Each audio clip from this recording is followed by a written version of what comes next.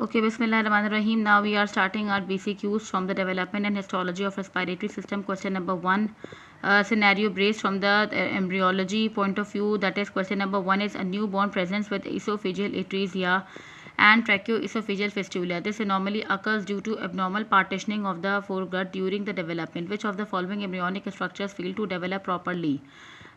These are the options, and the correct answer is laryngotracheal diverticulum. The laryngotracheal diverticulum basically arises from the ventral wall of the foregut, and it divides into trachea and lung buds. Improper separation from the esophagus leads to the tracheoesophageal fistula or atresia. In the diagram you can easily see that is a foregut into the ventral laryngotracheal groove.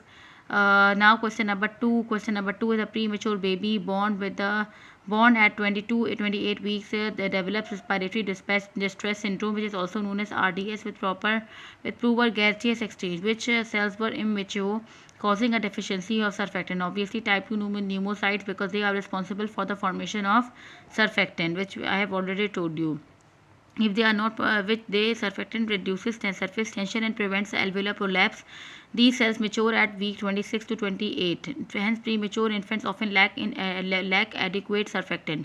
Alveolus wall showing type 1 and type 2 cuboidal secrete surfactant pneumocytes. A histological section of a fetal lung at 26 weeks shows formation of terminal capillaries approaching alveolar epithelium. Which developmental stage does this represent? Canalicular stage. Reasoning is the canalicular stage 16 to 26 week is marked by the lumen of the bronchioles enlarged, vascularization increases, differentiation of type 1 and type 2 pneumocytes begins, gaseous exchange becomes possible at the end of this stage. Question number 4. A histological section shows a respiratory passage lined by the pseudostratified ciliated columnar epithelium with goblet cells, C-shaped hyaline cartilage, and submucosal glands. Which structure is this? Obviously, this is trachea. The trachea is characterized by pseudostratified ciliated columnar epithelium, C-shaped rings. Zero mucous glands are present in the submucosa. These structures maintain the airway patency and humidify inspired air. Question number 5. A biopsy from the lung shows thin walls with rich capillary network and occasional macrophages within the lumen. Which structure is being observed? Alveoles are being observed. Type 1 pneumocytes, flat gaseous exchange. Type 2 pneumocytes produces surfactant. They are cuboidal alveolar macrophages. They are dust cells present in the lumen capillaries forming the blood-air barrier. In a schematic diagram of the earlier respiratory development, the lung buds are seen branching from the ventral wall of the foregut, which germ layer gives rise to epithelial lining of the bronchi and alveoli. Endoderm. Endoderm forms the epithelium of the larynx, trachea, bronchi, and alveoli. Flanking mesoderm forms the cartilage, connective tissue, and muscle. This is a very commonly asked question in the Viva and the BCQ point of view. Question number 7. A neonate fails to inflate lungs after birth. Histological section reveals collapsed alveoli and absence of lamellar bodies in the pneumocytes. What is the likely cause? Deficiency of the surfactant. Lamellar bodies in type 2 pneumocytes store surfactant. Lack of surfactant, alveolar collapse. Neonatal respiratory distress syndrome, NRDS, which is commonly called. Question number A. Separation of the trachea and esophagus. A neonate has choking and coughing during feeding, and radiographs show a tracheoesophageal fistula with upper esophageal atresia. Which embryological event failed?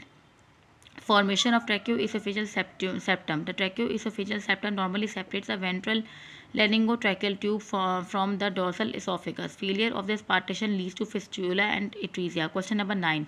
A researcher examines a fetal lung and observes 16 generations of the bronchial branching with primitive alveoli absent. Which stage of development is this? Pseudoglandular stage. Pseudoglandular stage branching forms terminal bronchioles. Histologically resembles exocrine glands. No alveoli yet. Question number 10. A thin barrier separates alveolar air from the capillary blood. Electron microscopy shows fused basal lamina. Which structure is not the part of this barrier? Alveolar macrophage. The blood-air barrier surfactant plus type 1 pneumocyte plus fused basal lamina plus capillary endothelium. Macrophage lies inside the alveolar lumen, not the part of the barrier. Question number 11. In a bronchiole biopsy, the cartilage and submucosal glands are absent. The epithelium changes the pseudostratified columnar to simple cuboidal. Which segment is being observed? Terminal bronchiole. Terminal bronchiole mark the end of the conducting zone. No cartilage, no glands, lined by the simple cuboidal epithelium with Clara cells, which is also known as club cells, that secrete surfactant like fluid. Question number 12. Connective tissue, cartilage, and smooth muscle of the trachea derived from which of the embryonic source is splanchnic mesoderm? Epithelial lining from the endoderm, and all supportive structures such as muscular cartilage and connective tissue by the splanchnic mesoderm. A term infant develops mild respiratory distress but responds rapidly to surfactant therapy. Which hormonal deficiency might a patient have?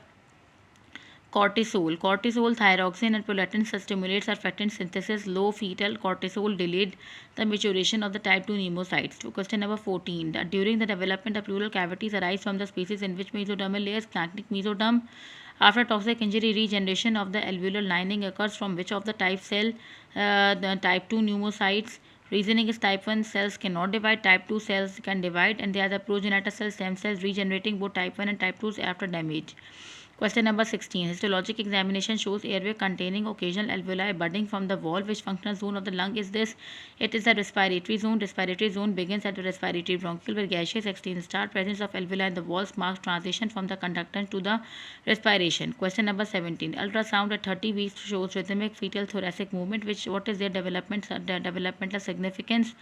They stimulate lung growth and differentiation. Fetal breathing movements help expand developing lung tissue, promoting alveolar and vascular development before birth. Question number 18. A premature neonate at 30 weeks gestation presents with labored breathing called cyanosis and a chest X-ray showing ground glass opacity. Which histological finding best explain this condition? Deficiency of type 2 pneumocytes and lamellar bodies. Neonatal respiratory NRDS is equal to surfactant deficiency due to immature type 2 pneumocytes. Lamellar bodies store surfactant, their absence, alveolar collapse, and poor gaseous exchange.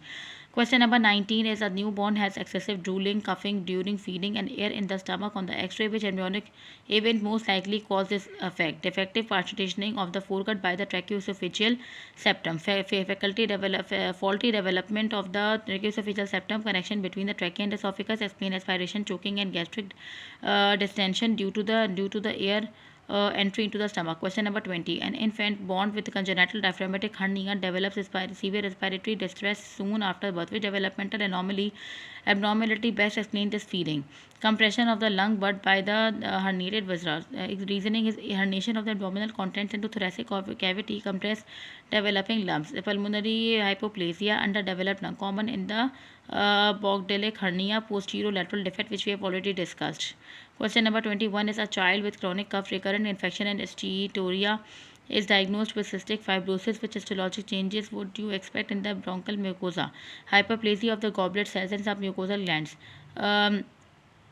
CF causes viscous and mucus accumulation, stimulating glandular hyperplasia and mucus plugging, infection, and airway obstruction. Question number 22 is for a biopsy from a patient with the chronic asthma shows a thickened basal membrane, smooth muscular atrophy, muscle hypertrophy, and eosinophilic infiltration. Which epithelial cell type plays a major role? Goblet cells. Thank you.